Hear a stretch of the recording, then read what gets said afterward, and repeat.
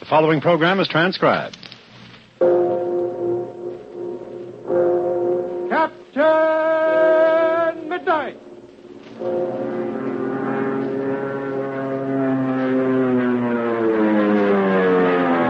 Brought to you every day, Monday through Friday, by the makers of Ovaltine. If you're one of the many millions who's been taking extra vitamins, I wonder, how do you feel about it? Do your extra vitamins seem to be doing you as much good as you'd hoped? Or haven't you picked up as much energy and vigor as you'd like?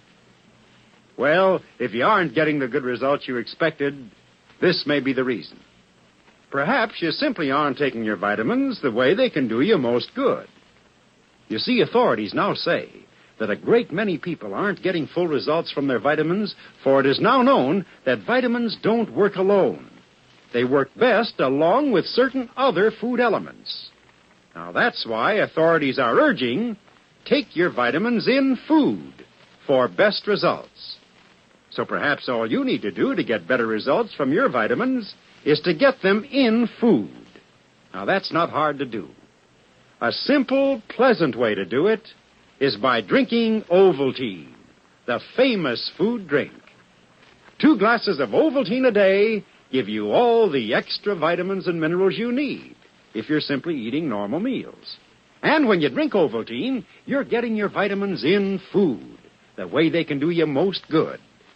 So why don't you change to Ovaltine for your extra vitamins and see if this doesn't make a big difference? Why not start drinking Ovaltine tonight and see if it doesn't reward you with keener vitality, increased energy, better all-round good health?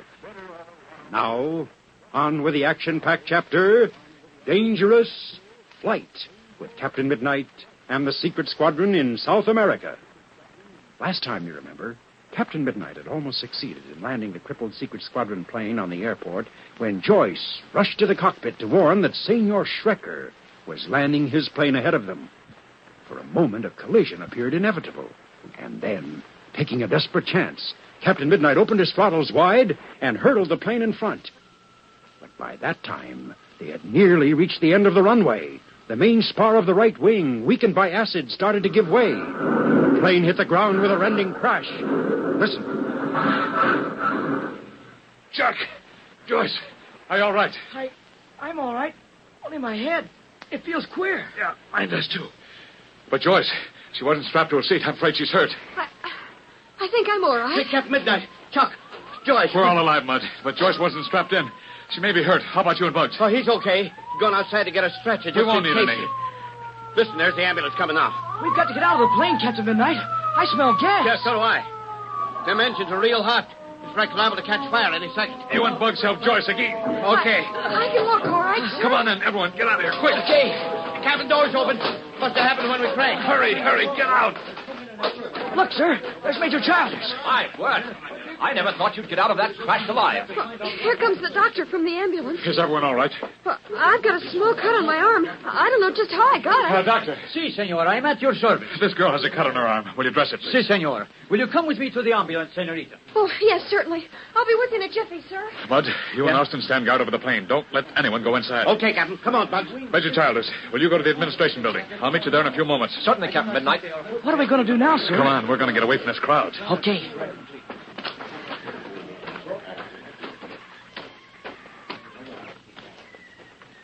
We may not have had anything definite against Senor Schrecker before, Chuck, but we have now.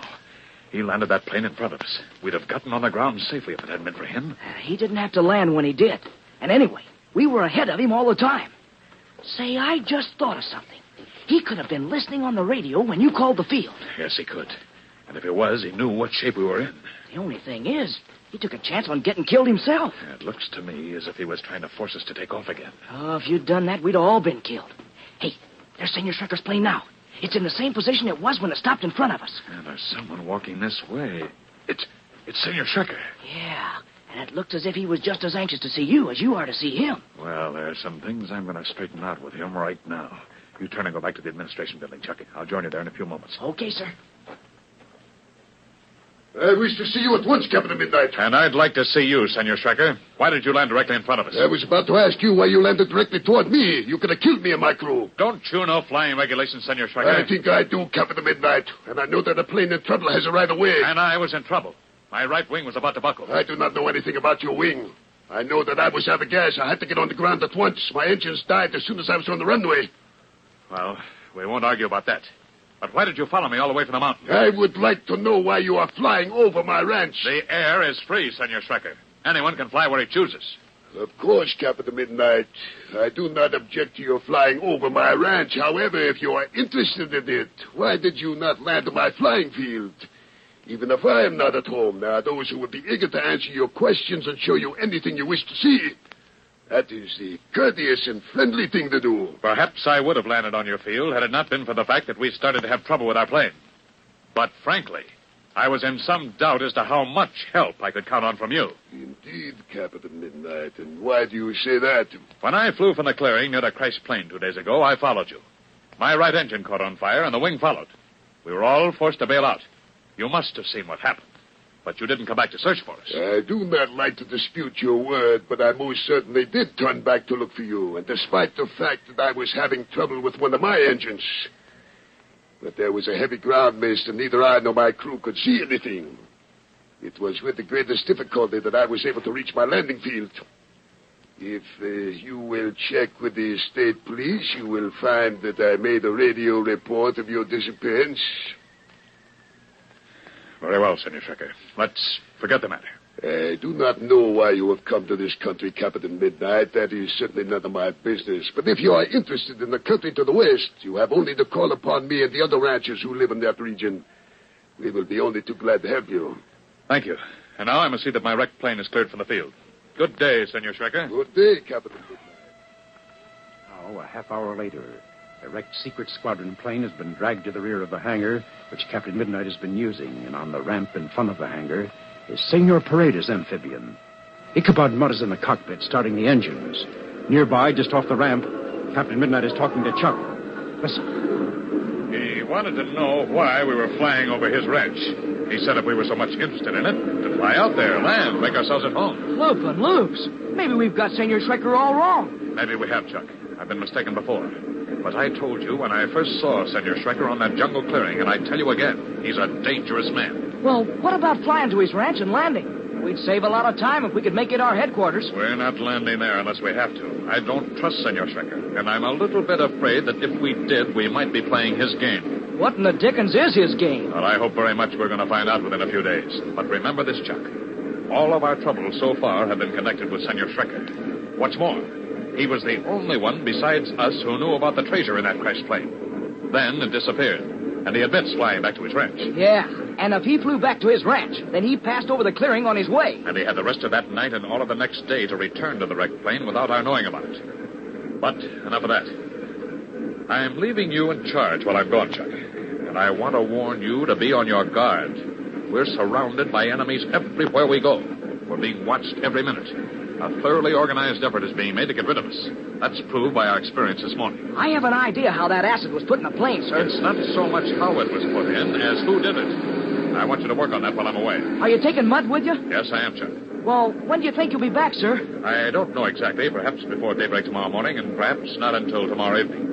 Well, Here comes Joyce. He's been revving up the engines of the amphibian. Are we going somewhere? Well, Mudd and I are, but you, Chuck, Bugs, are to stay here. What about that cut on your arm? Oh, the doctor had to take several stitches in it, but it doesn't bother me at all. I'm ready for duty right now. Ah, that's fine, Joyce, because you and Chuck will have plenty to do. When I get back, the fireworks will really start. Happy landing, sir. Happy landings, Captain Midnight. All set, Captain. Okay, Iggy, let's get in the air.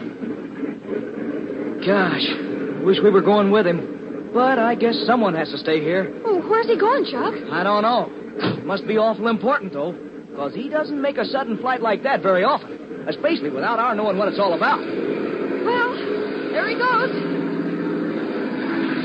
Here's Major Childers. Is that Captain Midnight in the amphibian? Yes, Major Childers. It's Captain Midnight and Nicky. They're going on an important confidential mission. Boy, I sure wish we could go along. But we've got a job to do here. Well, anyway, we haven't anything to fly now, Ramsey. That new secret squadron plane is a total wreck. But the engine can be salvaged, and probably a lot of other parts. Quite true enough, but They don't make an airplane. Captain Midnight's heading north. Hey, maybe he's flying to the United States to get one. No, Chuck, I don't think so. If that had been the case, he'd have taken you with him. Quite right, Miss Joyce, because Captain Midnight would want to bring back Senor Paredes' amphibian. Say, look, you two. In front of the administration building. There's Senor Schrecker. And he's staring to the north where Captain Midnight's disappearing. Boy, you sure can't get away from one thing. Senor Schrecker's plenty interested in what Captain Midnight does. And if I'm not mistaken, Chuck, we're going to have a lot more to do with Senor Schrecker before we're through. Well, I must be getting back to my office. Is there any help I can give you before I leave? Yes, sir, there is. I have an idea about how that acid got in the plane. Oh? And I also... Hey. What? Senor Paredes' mechanic Pedro and a lot of other people are getting in the cabin of our wrecked plane. Captain Midnight doesn't want anyone inside. Come on. We better tell him to get out. Then put a guard over the plane. It's now evening of the same day. On a deserted road, several miles from the airport, a car is stopped, and the back door is open. A dark figure emerges from the surrounding shadows and slips into the back seat. So, Pedro, you have failed. But, senor, I do everything I can. There is the special inspection plate on the top of the wing near the fuselage. I open this plate in the night, and I put in the jug containing acid. There is the hole in the bottom of the jug with the metal plug. After several hours, the acid eats through the plug and drips onto the main spar of the wing. Then why did the wing not break off? I do not know. I do not understand what happened. After the plane crashes, I look inside. But the jug is gone. Captain Midnight must have found it. In some way he got it out. Otherwise, the plane could not have flown all the way back to the airport. But surely the acid does the work, senor.